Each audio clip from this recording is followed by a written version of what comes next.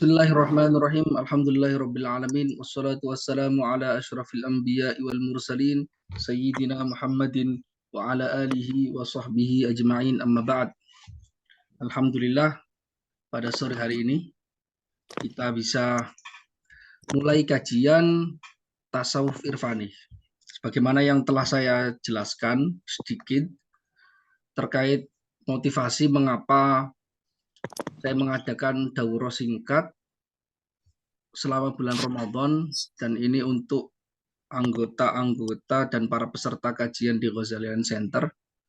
Motivasi saya tidak lain dan tidak kurang itu sebenarnya mengenalkan bahwasanya ada wacana, ada ilmu terkait tasawuf yang sayang sekali jarang sekali dipahami atau didudukkan secara proporsional oleh para pembelajar tasawuf di Indonesia atau di banyak tempat yang lain. Selain itu juga kurangnya kawan-kawan mengenal terkait literasi apa itu tasawuf. Jadi di sini nanti akan saya jelaskan sedikit terkait literasinya, sejarahnya bagaimana, kemudian mengapa nantinya ada kitab-kitab tasawuf yang beraneka ragam. Itu bagaimana sejarah perjalanannya demikian. Maka perlu kita kenalkan. Selain itu sebenarnya ada motif yang secara spesifik yang mendorong saya secara spesifik, yaitu karena 3 tahun yang lalu, seingat saya 3 tahun yang lalu pernah sempat ramai di media sosial, di Facebook terutama, perdebatan yang serius, sangat serius sekali di kalangan para ulama Timur Tengah. Awal munculnya karena ada, saya menyebutnya provokator. Seorang yang pinter tapi dia punya bakat provokator. Saya nggak nyebut namanya, bukan saya Said Huda atau sebagainya. Jadi bukan beliau, tapi ada yang lain, orang Mesir. Saya Said Huda orang Yordan. Ceritanya begini. Salah seorang guru besar Al-Azhar yang luar biasa sekali, sering dipuji oleh banyak ulama, Syekhul Azhar juga memujinya, yaitu Syekh Hamdi Zakzuk, Dr. Hamdi Zakzuk. Beliau termasuk guru besar filsafat di Al-Azhar. Selain itu juga beliau menduduki posisi Menteri Agama ketika itu, dan termasuk Menteri Agama dari kalangan ulama Al-Azhar yang paling sukses. Karyanya banyak sehingga jasanya beliau dikenal. Meninggal tahun 2021 kalau nggak salah. Kemudian momen bersedih ini banyak orang mengungkapkan takziah jasa-jasa beliau sebagaimana hadis uzkuru mahasina mautakum. Sebutlah keutamaan-keutamaan, kebaikan-kebaikan orang-orang yang meninggal di antara kalian. Malah ada salah seorang orang nggak terlalu terkenal sebenarnya di Mesir ini yang juga alumni Al-Azhar meskipun bukan doktor ya, yang bukan menggunakan momen ini untuk mengenang beliau, malah beliau mengupload beberapa tulisan Dr. Hamdi Zakzuk ini di internet, tulisan beliau ketika itu di beberapa jurnal. Intinya dia ini tidak sepakat dengan Dr. Hamdi Zakzuk, kemudian dituduh ajarannya Dr. Hamdi Zakzuk ini ajaran yang sesat. Jadi momennya itu meninggal langsung dituduh sesat. Yang lainnya bahkan Syekhul Azhar mengucapkan bela sungkawa, malah ini dituduh aliran sesat. Nggak terbatas pada hal itu. Sesatnya karena mendukung, paling tidak mengapresiasi beberapa tasawuf Ibnu Arabi. Beberapa tasawuf Ibnu Arabi yang dituliskan dalam beberapa majalah. Dari situ akhirnya mendapatkan banyak kritikan dari orang-orang Mesir sendiri, yang kebetulan orang-orang yang mendukung Ibnu Arabi. Kemudian di belahan bumi yang lainnya, misalnya di daerah Yordan dan murid-murid Syekh Said Huda itu banyak sekali yang tersebar di seluruh dunia. itu sebenarnya nggak ada kaitannya dengan orang yang provokator ini, bukan, nggak ada kaitannya sama sekali, karena bukan guru secara langsung juga, nggak pernah belajar secara langsung ke Syekh Fauda. Intinya karena kok banyak orang membela Ibnu Arabi, maka Syekh Fauda kan terkenal sebagai seorang mutakalim yang sangat anti terhadap Ibnu Arabi. Maka murid-murid beliau dan termasuk Syekh Fauda juga menyerang balik orang-orang yang membela Ibnu Arabi dari serangan orang provokator yang pertama ini. Akhirnya ujung-ujungnya masalah pertama terlewatkan, yaitu dia ada adab dari seseorang yang ketika meninggal malah disebutkan hal yang buruk. Kalau kita sepakat itu hal yang buruk, malah pembahasannya mengalir kemana-mana, melebar kemana-mana sampai ke pembahasan terkait Ibnu Arabi. Dan itu mulai saya membaca agak serius, ingin mengetahui apa sih sebenarnya yang dimaksud dari pikiran-pikirannya Ibnu Arabi atau tasawuf beliau. Akhirnya mulai mendalami dari 3 tahun yang lalu, saya mulai mendalami sebenarnya. Bukan berarti saya membaca tasawuf itu 3 tahun yang lalu, saya membaca tasawuf mungkin sudah belasan tahun yang lalu. Tapi secara spesifik ingin mengerti alur berpikirnya Ibnu Arabi atau tasawuf irfani ini, bagaimana itu munculnya motivasi secara spesifiknya memang kejadian 3 tahun yang lalu. Sehingga sampai sekarang terjadi perdebatan, bahkan bukan hanya itu, perdebatan ini melahirkan beberapa karya dari muridnya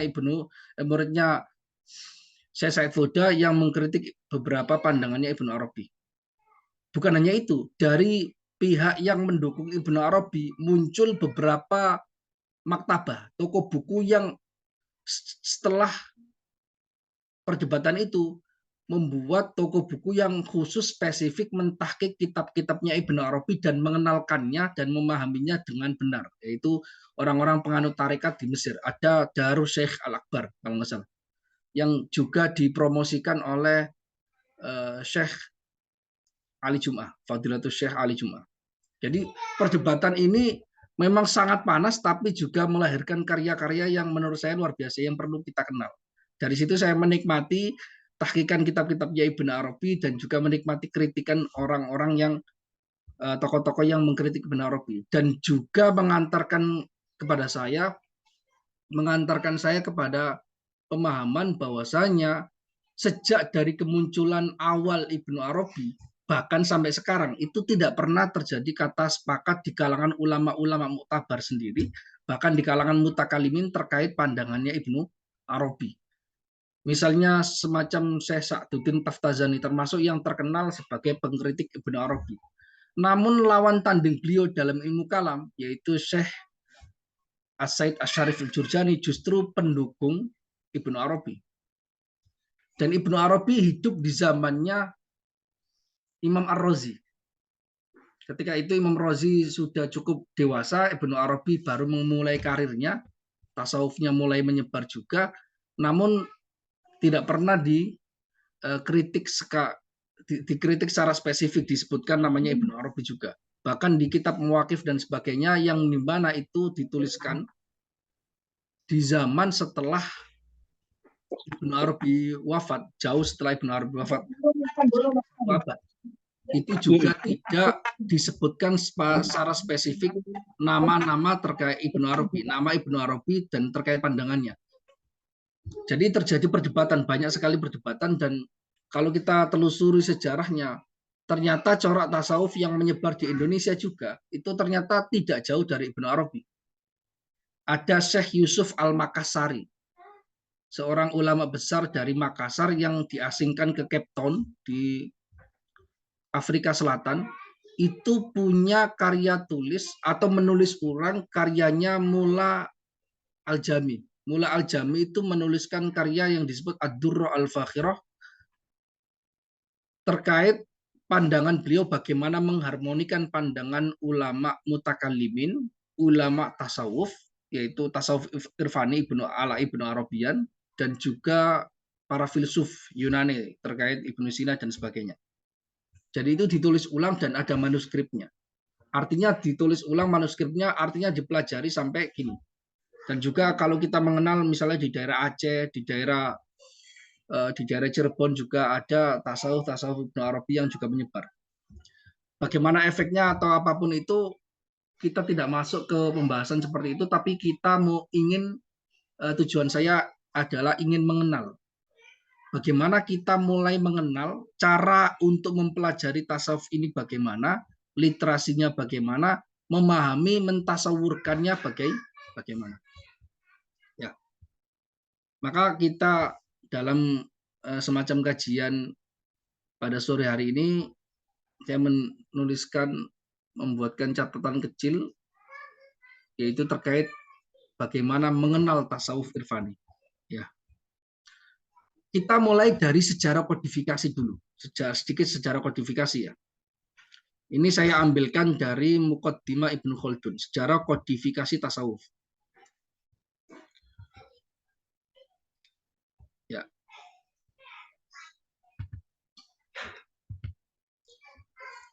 Ya. Jadi banyak kalangan yang merasa bahwasanya ada ego dari beberapa kalangan pakar selain ilmu tasawuf juga. Jadi pakar-pakar yang lain itu selalu merasa ego, punya egonya tersendiri. Misalnya orang-orang Salafi. Orang Salafi memiliki ego yang besar bahwasanya mereka sebagai seolah-olah mereka adalah ahli hadis. Sehingga ilmu yang lain yang dikenal di dalam Islam selain hadis itu tidak terlalu penting di mata mereka. Sejujurnya seperti itu. Sehingga jarang sekali orang-orang Salafi misalnya terkenal sebagai pakar ilmu nahwu. Jarang. Apalagi ilmu kalam karena mereka memusuhi. Ilmu-ilmu yang lain juga jarang sekali. Karena mereka ego terhadap ilmunya itu kuat. Kalau kita pandang juga dari sejarah atau dari beberapa kalangan ulama Ahlussunnah wal Jamaah juga, kalangan-kalangan kita sekarang selain orang Salafi juga egonya kuat. Mereka menganggap kaitannya dengan tasawuf, bahwasanya ilmu tasawuf itu tidak penting. Dalam arti tidak perlu dibaca. Tidak perlu dibaca. Karena ketika kita mengamalkan fikih, ketika kita mengamalkan ilmu kalam dengan membenarkan cara berlogika kita, kemudian kita berpikir dengan baik, maka itu sudah cukup. Tidak perlu mempelajari ilmu secara spesifik yang disebut sebagai ilmu tasawuf. Nah, sebenarnya ini adalah pandangan-pandangan yang tidak tepat. Kenapa? Karena ilmu tasawuf itu ilmu yang mandiri, sebagaimana ilmu fikih, ilmu nahwu, ilmu-ilmu yang lain itu mandiri. Artinya memiliki wilayah garapan yang berbeda dibandingkan fikih. Nanti saya terangkan lebih jelas. Juga wilayah yang berbeda dibandingkan ilmu kalam. Maka mengkritik atau menganalisa tasawuf dengan pendekatan murni kalam atau pendekatan murni fikih itu sebenarnya kurang tepat. Karena banyak sekali pembahasan tasawuf yang memang bukan wilayah garapannya fikih. Yang sering saya contohkan misalnya adalah fikih misalnya. Fikih membahas terkait toharoh sampai perbudakan umul walad dan sebagainya. Tapi di dalam fikih tidak pernah ada bab yang disebut sebagai bab al-istiqomah. Nggak ada. Padahal di dalam Quran ada perintah untuk kita melakukan istiqomah. Wastaqimu kama umir. Ya kan? Wa aqim lid-dini hanifah. Itu pembahasannya ada di mana? Ada di tasawuf, bukan di kitab-kitab yang lain. Pembahasan terkait mahabbah, cinta, itu juga tidak ada di kitab-kitab fikih, juga tidak ada di kitab-kitab kalam. Padahal di dalam Al-Quran, di dalam hadis itu banyak sekali terkait cinta. Terkait cinta. Yuhsyarun mar'u ma'aman ahabba. Orang akan dikumpulkan bersama orang yang dicintainya. Nah, menggapai cinta itu bagaimana? Itu nggak ada pembahasannya selain di kitab tasawuf. Jadi sebenarnya sejak dari awal ilmu tasawuf itu ilmu yang mandiri karena mengambil dari inspirasi-inspirasi Al-Quran sebagaimana ilmu nahwu, ilmu sorof, ilmu balaghah, ilmu fikih, ilmu kalam itu juga mengambil inspirasi pengembangan ilmunya dari Al-Quran dan hadis. Karena itu sebenarnya ilmu tasawuf itu ilmu yang mandiri yang menggarap bagian-bagian yang belum digarap di ilmu-ilmu yang lain. Meskipun ada beberapa pembahasan di dalam tasawuf yang juga dibahas di dalam kitab fikih, yang juga dibahas di dalam kitab yang lain. Namun sebenarnya ilmu tasawuf ini berbeda. Ada kesamaan, tidak menafikan ada perbedaan. Maka beliau ini di dalam Muqaddimah Ibnu Khaldun tegas mengatakan begini, hadzal ilmu min ulumi syariatil haditsah fil millah. ilmu tasawuf termasuk ilmu syariat yang baru dalam agama. Yang baru artinya tidak ada presidennya di dalam zaman Rasul, di zaman sahabat, zaman tabi'in. Atau zaman Rasul nggak ada. Lah, berarti ini bid'ah? Iya, bid'ah. Sebagaimana ilmu fikih juga bid'ah, ilmu nahwu juga bid'ah, ilmu hadis juga bid'ah, ilmu tafsir juga bid'ah. Semuanya baru. Karena di zaman Nabi tidak ada rofa, marfu, dan sebagainya. Tidak ada. Semua ilmu itu muncul terinspirasi dari Quran dan hadis, termasuk juga tasawuf. Jadi ini ada yang disebut sebagai bid'ah hasanah. Maka orang yang mengingkari bid'ah hasanah seperti orang-orang Wahabi, kebanyakan orang Wahabi, itu sebenarnya mereka mengingkari secara lisan tapi hatinya, tapi prakteknya tidak bisa mengingkarinya karena mereka banyak juga menggunakan ilmu-ilmu yang bid'ah. Misalnya ilmu tajwid. Mustahil mereka bisa membaca Al-Quran tanpa ilmu tajwid zaman sekarang. Padahal itu bid'ah. Termasuk juga ilmu tasawuf. Lah, kemunculannya itu landasannya dari mana? Wa asluhu anna tariqata haula'il qaumi lam tazal inda salafil umma wa kibariha minas sahabati wat tabi'in wa man ba'dahum tariqatul haqqi wal hidayah. Dasar sumbernya tasawuf adalah ceritanya demikian. Ceritanya bahwasanya kaum-kaum sufi atau metode ulama sufi itu sebenarnya sudah tersimpan di generasi salaf, para ulama sahabat, para generasi tabi'in dan tabi'ut tabi'in. Sebenarnya, sebagaimana juga kita mengatakan bahwa ilmu nahwu ada di zaman sahabat juga ada, tapi istilahnya nggak ada. Tapi mereka menggunakan ilmu nahwu. Tajwid juga ilmunya belum ada, tapi tersimpan di dada mereka. Ketika mereka membaca Al-Quran, mereka membacanya dengan benar. Ya kan? Jadi yang belum ada di zaman tasawuf itu bukan ilmunya tapi kodifikasi kitabnya. Sebagaimana juga kodifikasi kitab fikih, kitab nahwu, kitab sorof, kitab balaghah, kitab tajwid, semuanya tidak ada kodifikasinya yang berbentuk kitab tidak ada. Tapi di dadanya para sahabat tersimpan ilmu itu seluruhnya. Sebagaimana juga tersimpan di dadanya Rasul Shallallahu Alaihi Wasallam. Dasar dari metodenya ulama tasawuf itu asalnya apa? Wa asluha al-uquf 'alal ibadati wal inqita'i ila Allah taala wal i'rad an zakhrafid dunya wa zinatiha. Metode dasar dari tasawuf itu sebenarnya adalah kegiatan ibadah yang terus-menerus putus dari ikatan duniawi hanya menuju ke Allah dan memalingkan seluruh nafsunya, seluruh jiwanya dari dunia sehingga memfokuskan diri pada Allah Subhanahu wa taala. Wa zuhdu fi ma yuqbilu alaihi jumhur min ladzatin wa mali wa jahid. Jadi ilmu ini munculnya dari fokus kepada Allah Subhanahu wa taala dalam beribadah dan juga muncul dari zuhud. Zuhud itu mengurangi seminimal mungkin, semaksimal mungkin kelezatan duniawi. Mulai mencegah, mulai menahan diri dari kenikmatan, harta benda, kekuasaan dan sebagainya.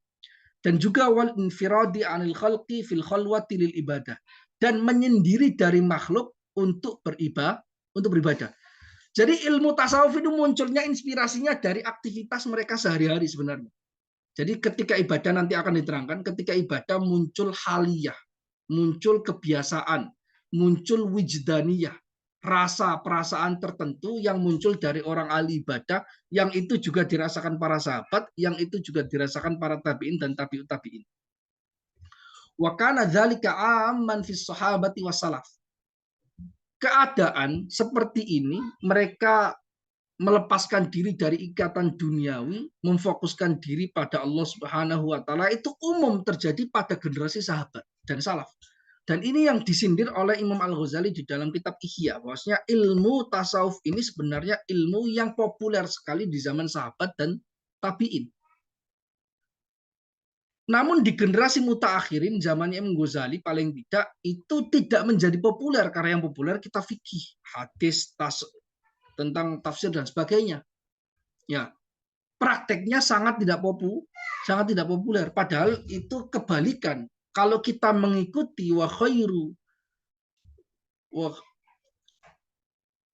Kalau kita mengikuti adagium bahwasanya yang terbaik adalah kita mengikuti apa yang dilakukan oleh generasi salaf, maka seharusnya ilmu tasawuf ini lebih populer dibandingkan ilmu-ilmu yang lain. Itu motivasi Imam Al-Ghazali. Karena itu beliau mengatakan bahwa ilmu ini telah redup sehingga perlu untuk dihidupkan. Sehingga beliau menuliskan karyanya yang berjudul Ihya Ulumuddin.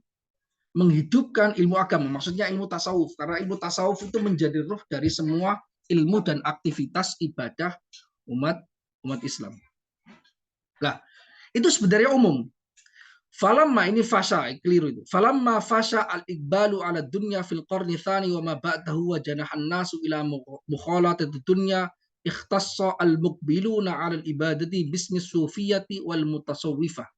Nah, kemudian muncul fenomena baru di abad kedua dan setelahnya, orang itu berbondong-bondong mengejar dunia. Dan masyarakat berbondong-bondong untuk mencampurkan segala hal dengan duniawi, motif-motif materialis, motif-motif duniawi mulai merasuki. Di dalam Ihya Ulumuddin disebutkan bahwasanya bid'ah yang pertama yang terjadi sepeninggal Rasul Shallallahu Alaihi Wasallam, dan itu dulu awalnya tidak dikenal zaman sahabat, tapi mulai muncul di generasi tabi'in, itu apa? Yaitu bid'atus syiba. Bid'atus syiba. Bid'ah kenyang. Imam Ghazali mengatakan bahwasanya di zaman sahabat bisa dikatakan tidak ada satupun orang sahabat yang kenyang. Karena kenyang itu seburuk-buruknya perbuatan. Sehingga Rasul mengatakan di dalam sebuah hadis, nahnu qaumun lam nakul hatta naju wa idza akanna lam nasba. Kita adalah kaum, nah berarti kita itu bukan hanya Rasul, artinya menyebar. Seluruh umat Islam zamannya didikannya Rasul, seluruhnya demikian. Membiasakan diri, kita adalah kaum yang mana tidak akan makan sebelum lapar, dan ketika lapar, ketika makan tidak akan kenyang. Ya, itu kan berarti meninggalkan kelezatan, dan itu umum di generasi sahabat. Sehingga dikodifikasi, dituliskan oleh para ulama, bid'ah pertama yang muncul di generasi sahabat, di generasi umat Islam adalah kenyang. Munculnya dari mana? Munculnya dari mulainya mereka menguasai dunia, karena umat Islam itu mulai menguasai kekuasaan Persia, kekuasaan Romawi dan sebagainya, sehingga futuhatnya sangat luas, sehingga mulai dunia itu masuk.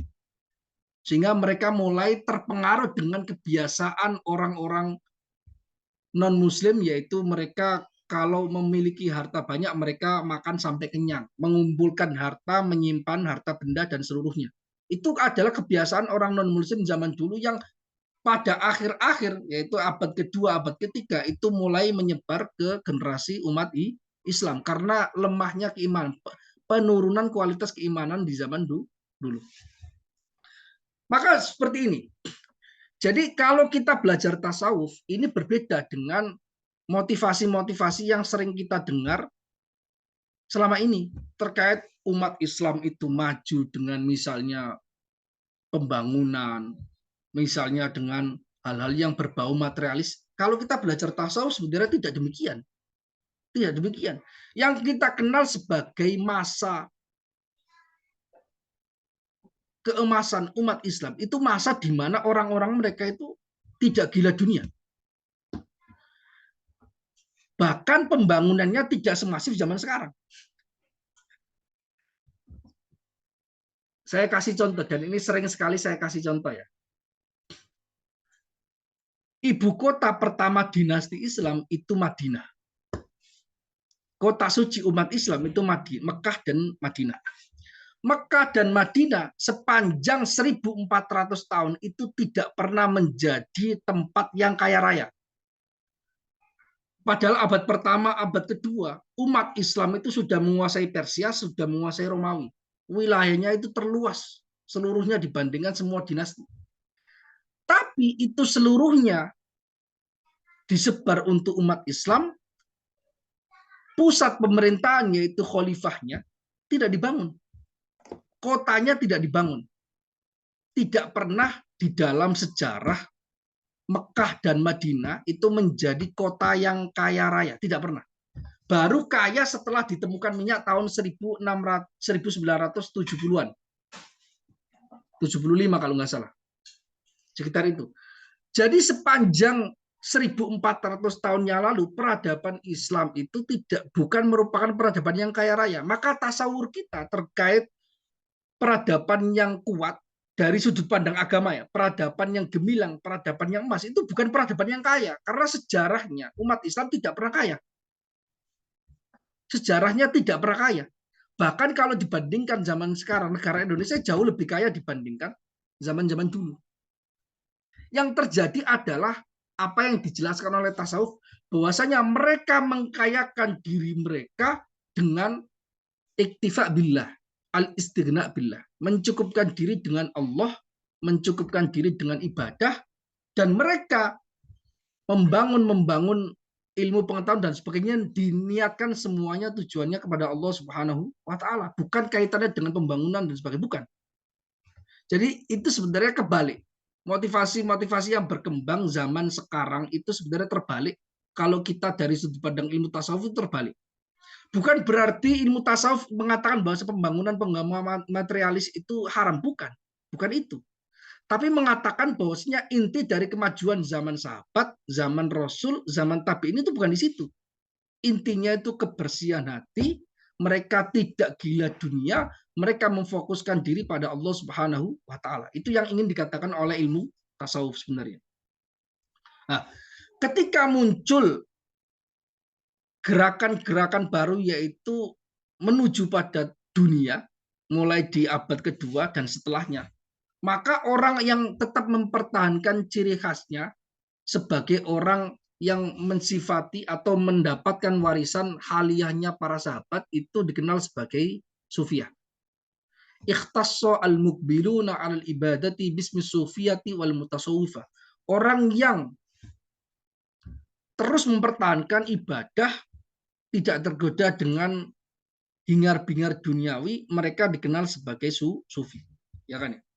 Nah, kata sufia itu berasal dari bahasa apa, istiqohnya dari mana, itu terjadi perdebatan pendapat. Bahkan ada yang mengatakan sampai 200 perdebatan. Tapi tidak terlalu penting karena bisa jadi itu minas suf. Karena awal-awal generasi sufia, generasi awal, itu mereka sering memakai pakaian yang terbuat dari suf atau bulu-bulu domba. Ya, untuk membedakan dengan orang yang ahli dunia. Atau dari sufa, dan itu yang pendapat yang paling kuat. Kenapa? Dari ahli sufa. Sebenarnya ulama-ulama sufi, generasi tabiin, tabiin, itu sebenarnya semuanya terinspirasi dari ahli sufa. Ahli sufa itu siapa sih sebenarnya?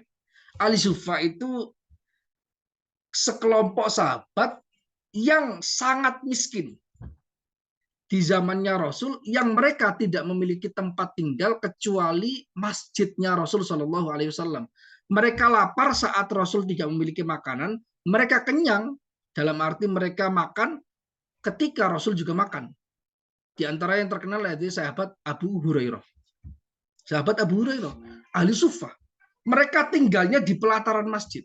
Makanya pondok pesantren zaman dulu itu sebenarnya pondok pesantren yang orangnya itu tinggal di masjid. Kalau kita kenal misalnya ada Sunan Ampel misalnya, yang dibangun oleh Sunan Ampel itu masjid. Masjid Ampel dibangun oleh Sunan Ampel.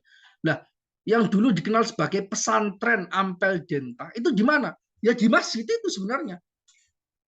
Tinggalnya di masjid. Sebenarnya inspirasinya dari ahli sufa yang dulu dikembangkan oleh beberapa sahabat Rasul Shallallahu Alaihi Wasallam, kebiasaan. Makanya dikenal sebagai ahli sufa. Ahli sufa itu pada nantinya ini orang-orang yang miskin, orang-orang yang luar biasa terikat dan selalu fokus karena mereka tidak memiliki pekerjaan, bahkan banyak di antara mereka tidak memiliki keluarga. Karena itu fokus waktunya kepada Rasul Shallallahu Alaihi Wasallam. Maka riwayat mereka paling banyak, yaitu Abu Hurairah. Riwayat hadisnya paling banyak. Kejadian-kejadian yang direkam oleh mereka itu lebih banyak dibandingkan tokoh-tokoh yang lain, sahabat-sahabat yang lain yang mereka juga beraktivitas untuk bekerja, juga berperang dan sebagainya dan sebagainya. Ya, itu ahli sufa. Maka banyak kalangan mengatakan bahwasanya sufi disebut sebagai sufi karena terinspirasi diambil dari kata ahli sufa, yaitu beberapa golongan sahabat Rasul Shallallahu Alaihi Wasallam. Oke. Lah kemudian apakah ini fenomena yang menjadi sumber ya? Kemudian dari fenomena ini sebenarnya muncul beberapa ilmu. Orang mendapatkan ilmu itu bisa dengan beberapa cara. Misalnya saya belajar ilmu matematika. Maka ketika diajari, kemudian saya memahami teorinya, kemudian saya mempelajari ilmu matematika sehingga saya bisa memahami ilmu matematika. Itu belajar dengan guru misalnya. Ya, yaitu belajar dengan cara yang zahir. Dengan cara yang zahir. Ada lagi ilmu yang muncul dan itu diakui oleh Al-Quran, mungkin tidak diakui oleh orang-orang materialis, orang-orang barat misalnya yang tidak percaya dengan hal-hal seperti ini. Ada ilmu baru yang muncul bukan dari aktivitas belajar, tapi dari aktivitas ibadah. Di dalam Al-Quran disebutkan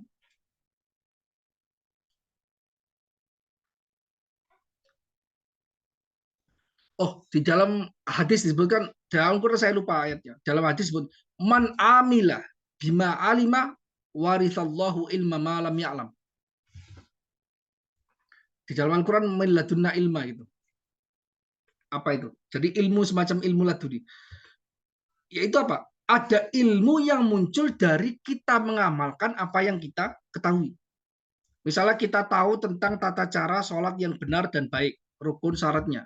Nah, istiqomah untuk tetap sholat, terus menerus sholat, itu nanti akan memunculkan ilmu yang baru yang disebut di dalam Al-Quran min ladunna ilma, ilmu laduni.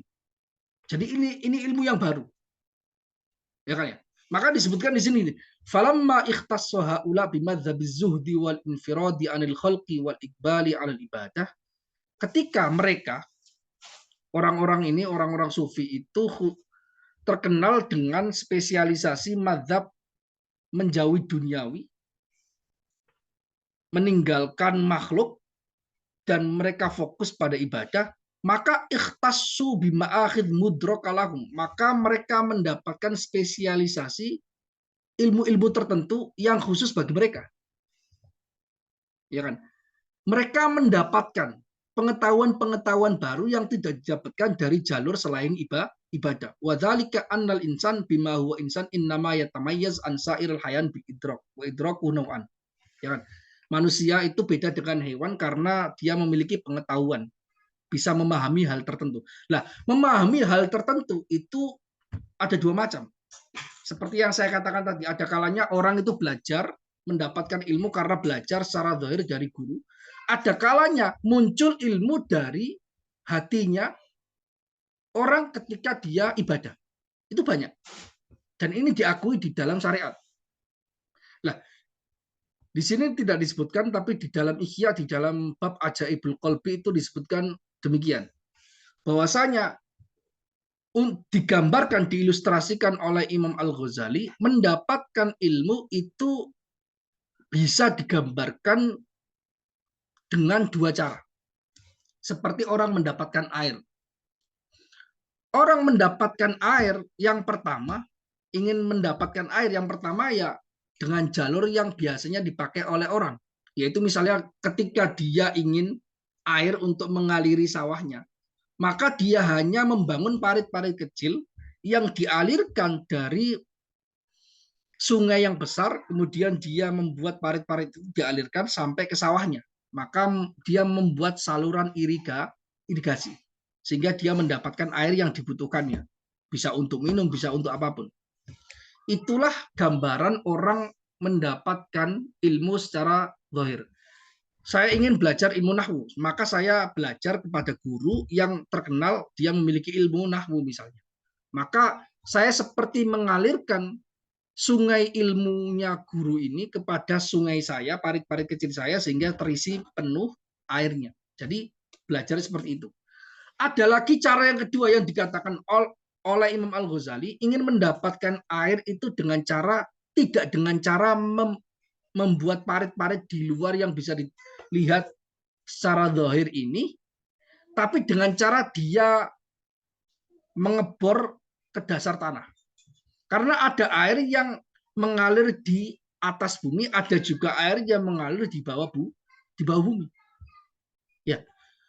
Orang ini ingin mendapatkan air yang lebih jernih dibandingkan air yang di atas bumi, yaitu dengan cara dia mengebor sampai kedalaman tertentu. Ketika kedalaman tertentu ini di sana ada aliran air, kemudian sampai di sana akhirnya muncrat air itu sehingga mengalir ke sumur dan sebagainya.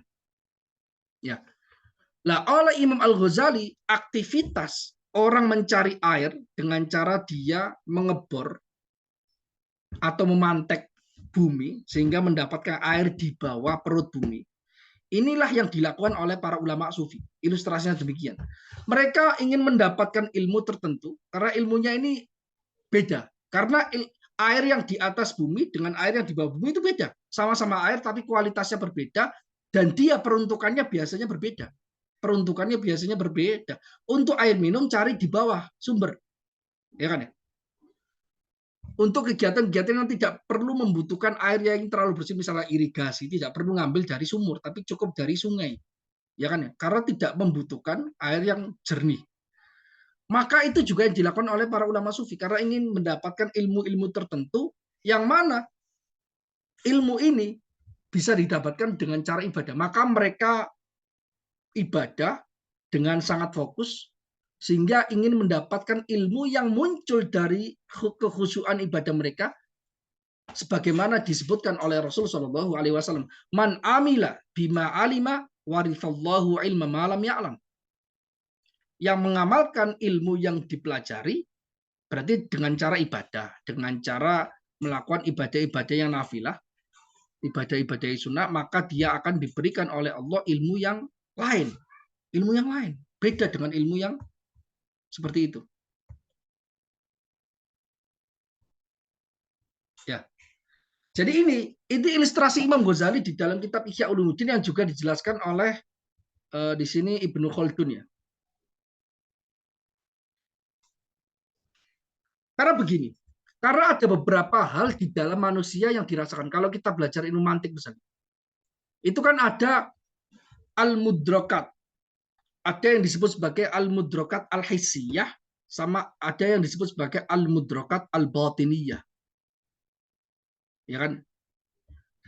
Mudrokat hissiyah itu adalah semua informasi yang masuk kepada otak kita dengan jalur panca indera. Dengan jalur panca indera. Dengan jalur mata, kita melihat bulan, kemudian gambarnya ada di otak kita. Ketika kita melihat sungai dan sebagainya, gambarnya ada di otak kita seluruhnya. Ada juga yang disebut sebagai ahwal batiniyah. Orang gembira, orang senang, orang rindu, orang bersyukur, orang marah, orang sabar. Itu nggak nampak. Di luar itu tidak nampak. Di luar tidak nampak. Itu adalah al-mudrokat al-batiniyah. Orang itu tahu bahwasanya dirinya sedang bersyukur pada Allah, yang tahu hanya diri dia dan Allah Subhanahu wa taala, yang lainnya nggak ada yang tahu. Beda halnya dengan ketika seseorang melakukan olahraga misalnya. Kemudian olahraga ini disaksikan jutaan orang seperti sepak bola misalnya, semua orang seluruh dunia ini tahu bahwasanya itu terjadi seperti itu. Ilmu, mereka mengetahui pengetahuan tertentu bahwasanya ini di jam sekian sedang melakukan ini, dia memiliki pengetahuan terkait itu. Tapi terkait cinta, syukur, yang semuanya tersimpan di dalam hati, di dalam ruh, itu nggak ada yang tahu. Nggak ada yang tahu.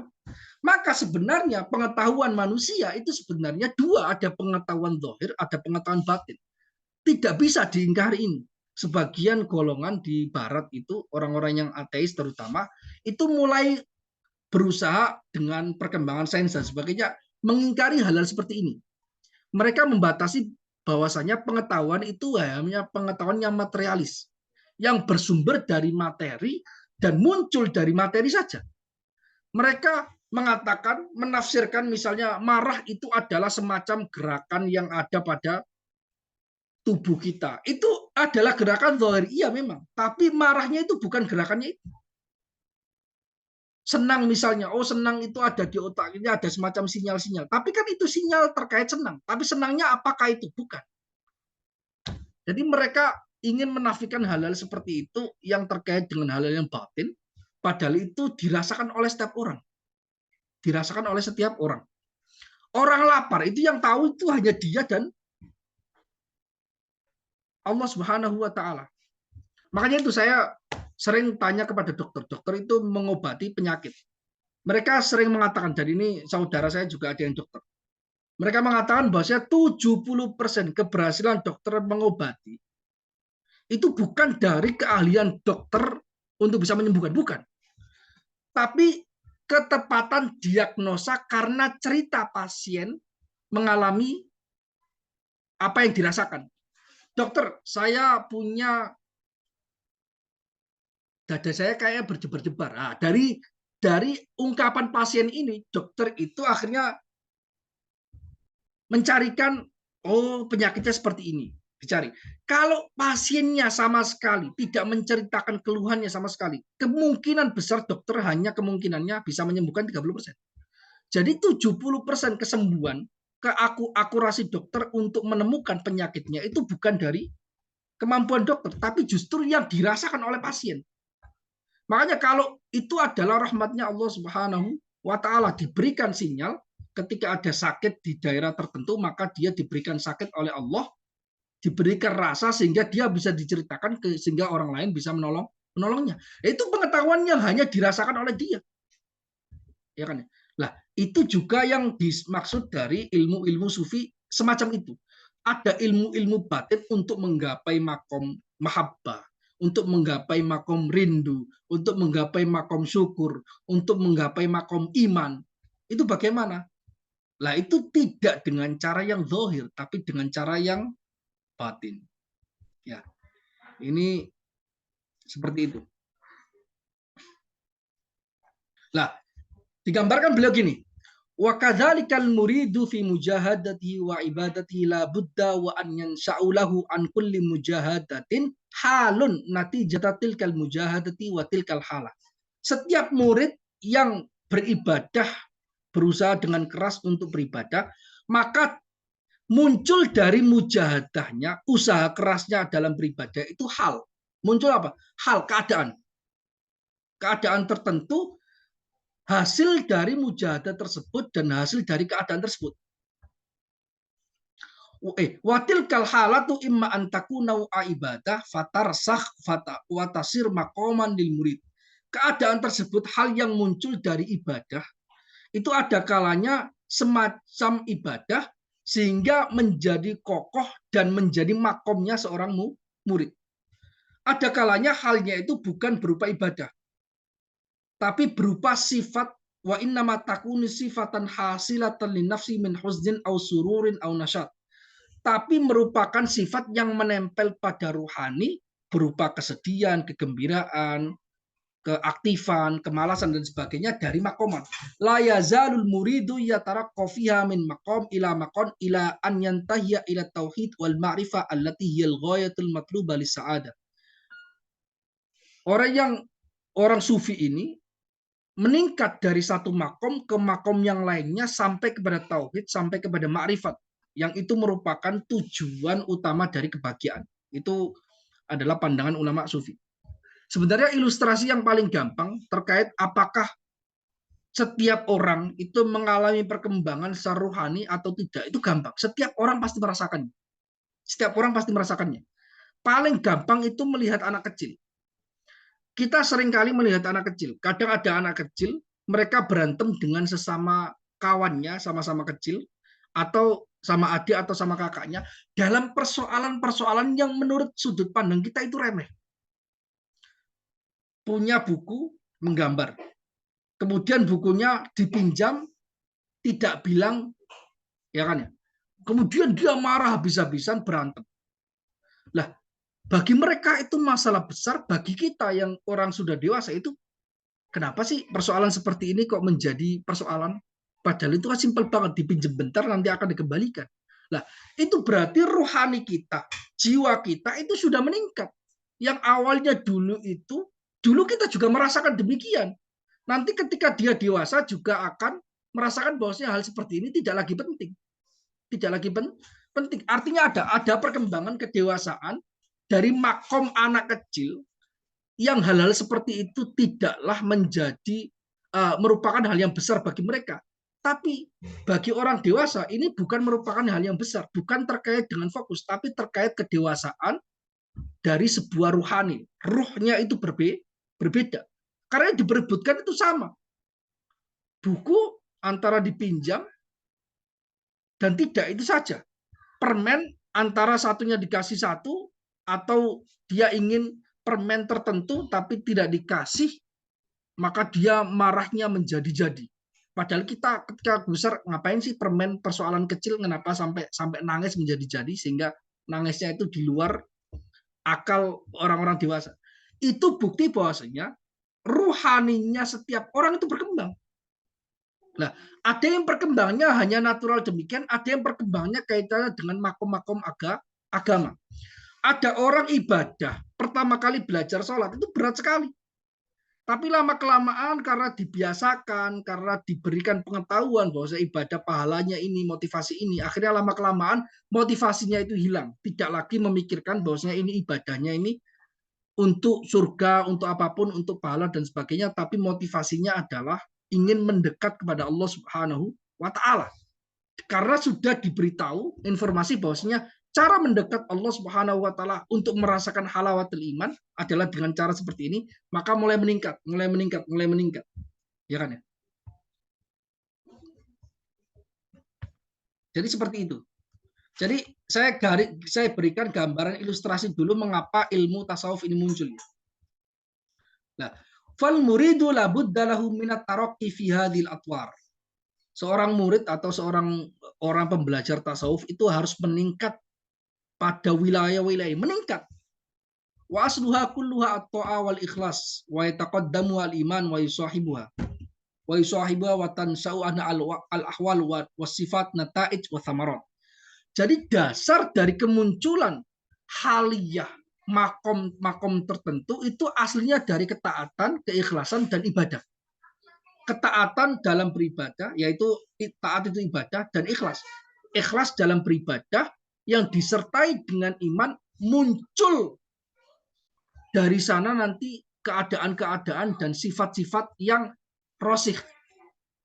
Digambarkan di dalam hadis ada yang disebut sebagai halawatul iman. Manisnya keimanan. Kita nggak merasakan karena kita belum makomnya. Tapi bagi orang yang merasakan, kita nggak bisa mendustakannya karena yang tahu itu adalah dia sendiri dan Allah Subhanahu wa taala. Orang bisa berdusta tapi nurani dia tidak bisa berdusta. Ini masih pengantar ya, ini masih pengantar di dalam Muqaddimah Ibnu Khaldun.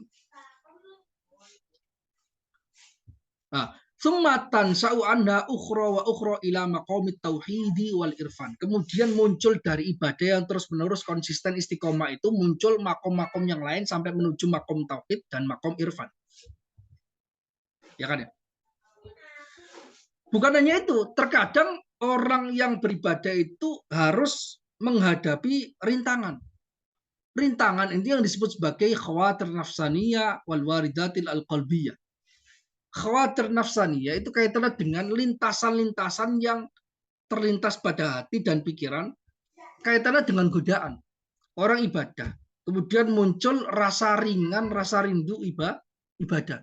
Kemudian muncul juga godaan-godaan setan. Oh, kamu sudah alim ini. Kamu sudah mendapatkan makom tertentu ini. Berarti ya sudah, kamu itu sudah waktunya. Sudah waktunya. Nah, ini godaan. Karena sebenarnya makom itu nggak terbatas. Makom itu tidak ada batasannya. Kalau berpaling dengan hal-halnya godaan kanan kiri, ditarik kanan kiri ini, maka dia tidak akan sampai kepada Allah Subhanahu wa taala. Kaidahnya para ulama sufi, fa inna multafitan layasil. Fa innal multafit layasil. Kaidahnya demikian. Orang yang menoleh itu tidak akan sampai.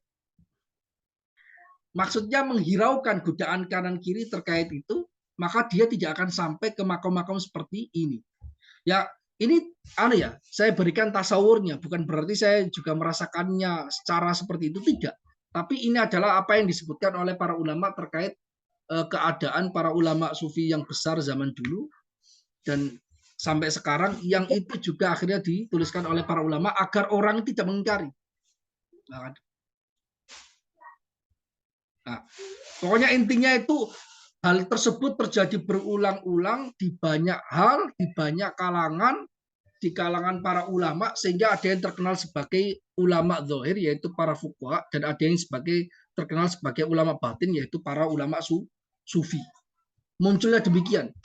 Lah, tapi selain itu, karena mereka memunculkan ilmu-ilmu yang baru di dalam hati mereka, di dalam rohani mereka, terkadang ini sangat penuh di dalam hatinya sehingga kadang meluber.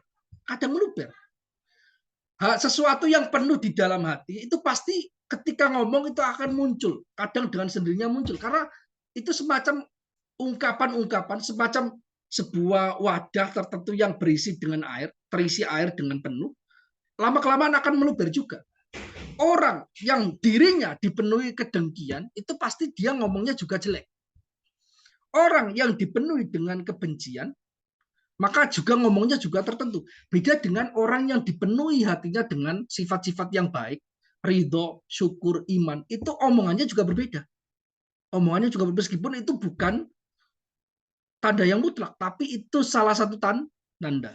Nah, terkadang omongan itu karena dari munculnya ahwal itu, maka mereka kadang mengistilahkannya dengan istilah-istilah yang khusus yang tidak dipahami oleh para fuqaha dan tidak dipahami oleh selain mereka. Thummalahum ma'adzalika adabun makhsusa bihim wastilahatun fi alfadhin taduru bainahum. Mereka itu memiliki etika-etika atau SOP lah, gampangnya SOP tertentu dan istilah-istilah yang berputar pada mereka yang khusus dimiliki oleh para ulama sufi ini. Ya kan? Karena sebenarnya bahasa itu kan sebenarnya sebagai wasilah untuk mengungkapkan apa yang dirasakan di dalam hati atau yang dirasakan di dalam otak. Kalau kaitannya dengan ilmu zahir, apa yang ditangkap oleh otak ini maka diungkapkan dengan bahasa. Nah, yang di dalam hati ini juga bisa diungkapkan dengan bahasa, meskipun bahasa yang untuk mengungkapkan hati itu tidak benar-benar bisa mewakili, beda dengan ungkapan-ungkapan yang ilmu zahir. Misalnya gini, rasa manis kaitannya dengan wujudaniat. Wujudaniat itu sebuah rasa yang ada di dalam hati. Manis, asin, pahit itu segala hal yang kita pahami maknanya, tapi kita nggak pahami definisinya. Maknanya secara tegas itu nggak ada. Apa yang disebut sebagai manis? Pasti kita akan menggambarkan manis itu semacam rasa gula. Pasti kita menggambarkannya dengan contoh. Padahal manis itu bukan rasa gula, karena manis itu ada di gula, juga ada di barang yang lain, ya kan ya. Nah, hal-hal yang disebut sebagai wujdaniyat, sebuah rasa, itu tidak bisa diungkapkan dengan bahasa yang lugas, tidak mungkin. Makanya orang yang ingin menceritakan tentang rasa cintanya, rasa kagumnya, rasa rindunya, itu tidak pernah tegas. Lah, orang misalnya makhluk di dunia ini, makanya Allah Subhanahu wa taala menciptakan wanita. Wanita, ya. Kalau ya ini semacam tafsiran saya pribadi ya. Bisa jadi salah, bisa jadi benar. Ilmu itu ada dua macam. Ada ilmu lelaki, bukan hanya dimiliki lelaki, bukan. Tapi ilmu yang karakternya lelaki, ada ilmu yang karakternya wanita. Ilmu agama itu ada ilmu yang karakternya lelaki, ada ilmu yang karakternya wanita. Ilmu kalam itu ilmu sangat lelaki.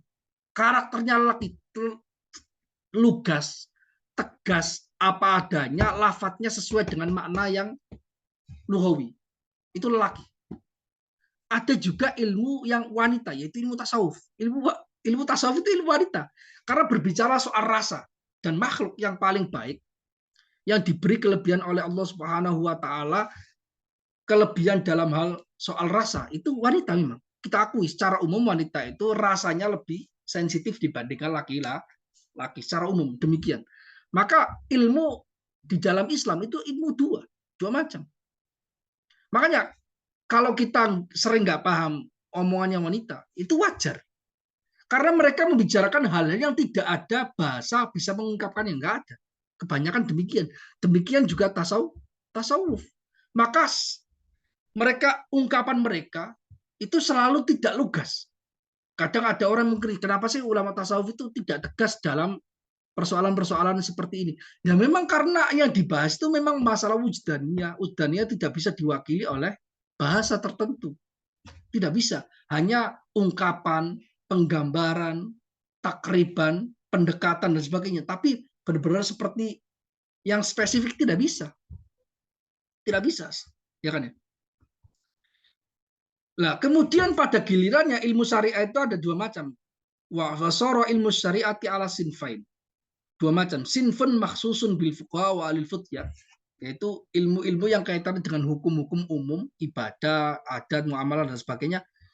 Ada yang wasinfun maksusun bil qaumi fil qiyam bihadil mujahada wa muhasabatin nafsi aliyah. Ada ilmu syariat juga yang ini diwakili di dalam hadis Jibril, yaitu ilmu ihsan, ya. Ilmu yang khusus dimiliki oleh kaum sufi.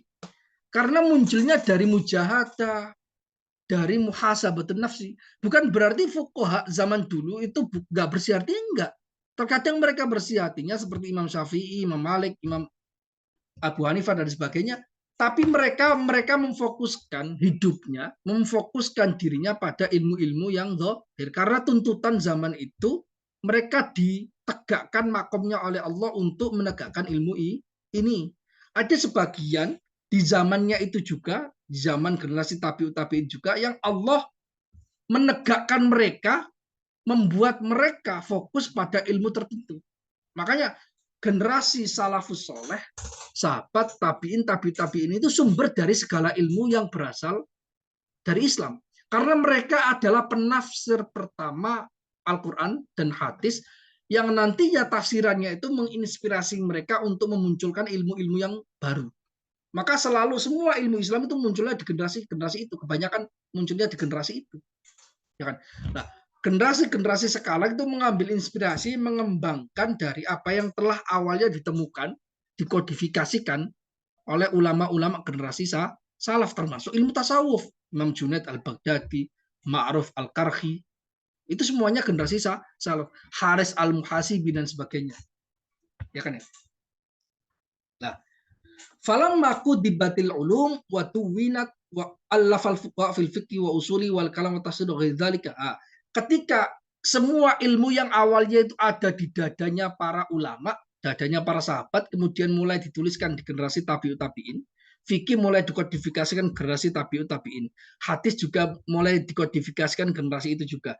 Nah, ketika ilmu mulai dikodifikasikan, kemudian para fuqaha menulis di dalam karya fikih, di dalam usul fikih. Fuqaha ini umumnya, bukan hanya fikih, kaitannya dengan usul fikih juga. Termasuk juga ilmu kalam itu dalam bahasa ini disebut sebagai fuqaha, karena ilmu zahir. Mereka juga mengkodifikasikan ilmu kalam, ilmu tafsir, dan yang lainnya. Maka orang-orang yang disebut sebagai ulama sufi juga mengkodifikasikan ilmu yang mereka dapatkan di hati mereka. Kata barijalun min ahli hadhihi thariqah fi thariqihim. Ya kan? Maka sebagian kelompok mereka juga menuliskan, maka muncul tulisan-tulisan Junaid al-Baghdadi. Ada kitabnya Rasailut Tauhid. Kecil-kecil. Ada Al-Haris al-Muhasibi dan sebagainya. Maka sebagian kelompok sufi itu menulis terkait tentang warok. Karena munculnya ilmu mereka itu dari mereka warok. Dari sikap warok mereka berhati-hati dalam persoalan agama. Maka mereka menuliskan terkait dengan warok. Agar menjadi tuntunan orang yang ingin mendapatkan ilmu seperti mereka, mereka harus melalui jalur seperti ini. Ada juga wa muhasabatin nafsi alal iktida'i fil akhdhi wa tarki, yaitu dari jalur introspeksi di diri, terus mencurigai diri sendiri, terus menginterogasi dirinya agar menjadi lebih baik, menjadi baik. Mereka muhasabah tiap harinya sebelum tidur, muhasabah apa yang saya lakukan hari ini apakah baik atau buruk, apakah bisa ditingkatkan di masa mendatang, ataukah perlu diistighfari apa yang dosa-dosa yang dilakukan pada hari itu. Mereka muhasabah, meningkatkan itu, akhirnya memunculkan ahwal-ahwal, keadaan-keadaan yang muncul di diri mereka dan memunculkan ilmu tertentu. Nah, orang yang menuliskan terkait dengan wara ini dituliskan oleh Imam Al-Muhasibi, kama fa'alal muhasibi fi kitabir ri'ayatilahu. Ada kitab Ar-Ri'ayah karyanya Al-Muhasibi. Al-Muhasibi ini adalah ulama muridnya Imam Syafi'i. Muridnya Imam Syafi'i. Kalau nggak salah muridnya Imam Muhasib. Jadi sezaman dengan Imam Ahmad Ibnu Hanbal. Wa minhum man kadaba fi adabi tariqa wa adzwaqi ahliya wa mawajidin fil ahwal. Di antara mereka ulama sufi ada yang menuliskan tentang terkait SOP tarekat. etika atau SOP lah bahasa kita. Ada juga tentang zauk, rasa-rasa yang dilakukan, rasa-rasa yang dirasakan oleh ahli tarekat, dan ahwal-ahwal mereka ketika mereka ibadah. Sebagaimana dituliskan oleh Imam Al-Qushairi di dalam kitab Ar-Risalah. Was-Sahrawardi fi kitabi Awarifil Ma'arif wa Amthalihim. Dan juga Imam Sahrawardi, bukan Imam Sahrawardi Al-Maktul, tapi Imam Sahrawardi yang lain. Kitabnya Awariful Ma'arif, termasuk kitab yang sangat baik. Ya. Itu dituliskan. Jadi fokusnya di situ. Nah, kemunculan Imam Al-Ghazali itu mulai mengkodifikasikan apa yang berserakan sebelumnya dari berbagai corak ini dikumpulkan oleh Imam Ghazali. Makanya Imam Ghazali disebut sebagai Hujatul Islam. Imam Al-Ghazali itu kekuatannya itu luar biasa karena beliau sebelum mendalami ilmu tasawuf, beliau itu sebagai pakar ilmu kalam, sebagai pakar fikih sebelumnya. Maka ketika Imam Ghazali ini mendalami ilmu kalam, ilmu fikih, kok dia merasa kok hati saya tidak setenang apa yang saya baca. Katanya dulu itu tenang, ada manis. Saya belum merasakan itu, padahal saya udah mengarang banyak kitab, mengarang kritikan terhadap para ulama filsuf, kemudian juga menulis karya Al-Basit, Al-Wasit, Al-Wajiz, dan sebagainya. Kok hati saya tidak setenang, belum tenang. Ini bagaimana? Maka mulai mempelajari ilmu sufi. Karena yang belum dipelajari oleh Imam Ghazali itu adalah ilmu sufi, ilmu tasawuf. Kemudian beliau awalnya membaca itu, kemudian beliau menyimpulkan. Ini diceritakan oleh beliau di dalam kitab Al-Munqiz Minadh Dhalal. Ya, dipelajari seluruhnya, kitab-kitab Al-Muhasibi, Al-Qushairi, dan kitab-kitab sebelumnya itu dipelajari, dibaca oleh beliau, tapi beliau juga belum, sudah tahu teorinya, tapi belum mendapatkan. Akhirnya Imam Ghazali mengatakan bahwasanya sufi itu ashabu ahwal, la ashabu akwal. Sebenarnya sufi itu adalah orang yang pakar dalam kaitannya dengan ahwal, kaitannya dengan rasa, kaitannya dengan makom, bukan persoalan teori. Maka dari situ, dari teori yang dipelajari oleh Imam Ghazali terkait kitab-kitab tasawuf itu beliau mulai suluk, mulai ingin mengamalkan apa yang dulu diamalkan oleh para ulama sufi. Maka beliau mengembara sampai ke Palestina, sampai akhirnya memunculkan karya yang sangat luar biasa. Karena ini kitab Ihya ini adalah kitab kontemplasi.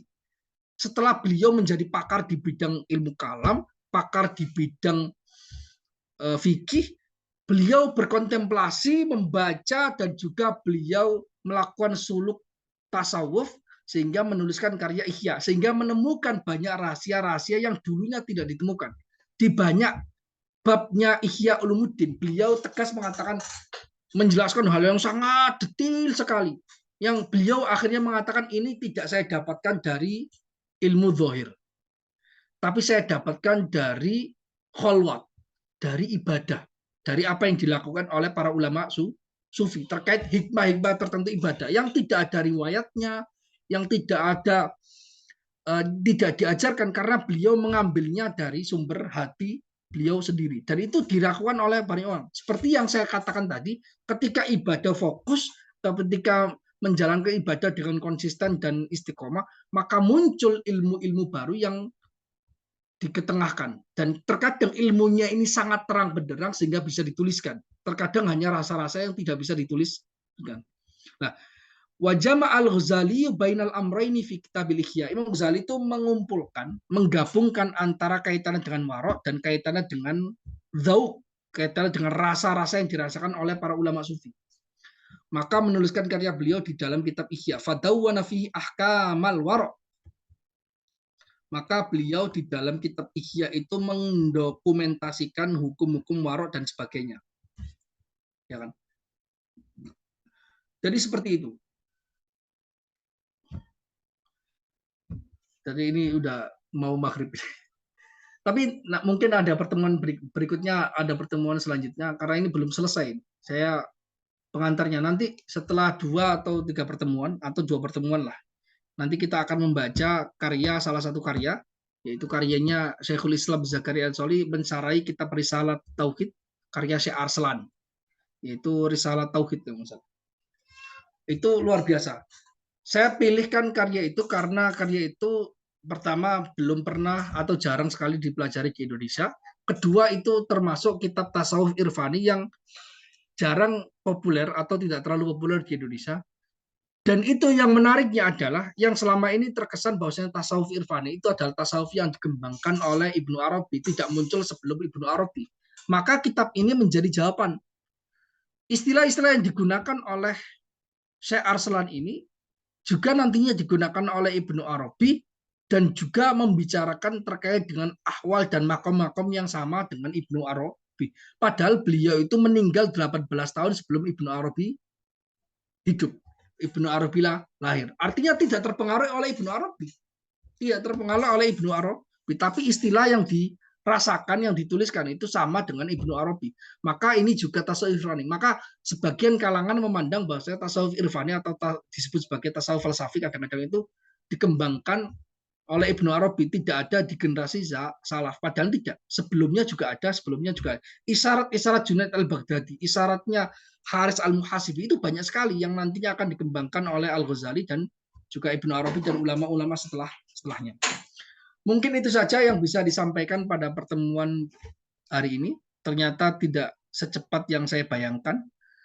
Ya, karena waktunya juga terbatas. Nanti akan kita lanjutkan besok pada pertemuan mungkin jam yang sama atau nanti kita update lagi ya. Terima kasih. Semoga bermanfaat. Hanya sekilas terkait sejarah kodifikasi tasawuf ini.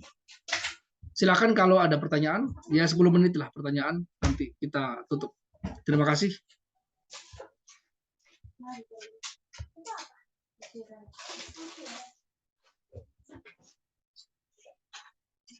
Silakan kawan-kawan kalau ada pertanyaan.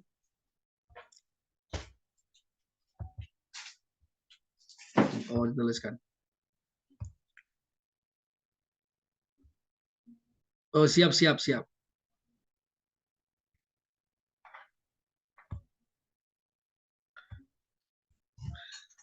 Jadi ini masih banyak, nanti saya sebar lah. Ini filenya saya sebar karena di sana itu banyak hal yang menarik sebenarnya. Ya mohon maaf ya, saya nggak sempat terjemahan nggak sempat. Ini sejarah kodifikasinya, nanti juga ada urgensinya, itu nanti saya ambilkan dari kitab Qawaid at-Tasawuf, ada kaidahnya. Tasawuf itu ada kaidahnya, meskipun nggak semua hal tasawuf itu bisa dikaidahkan ya. Ya. Nanti kita akan bahas soal ini.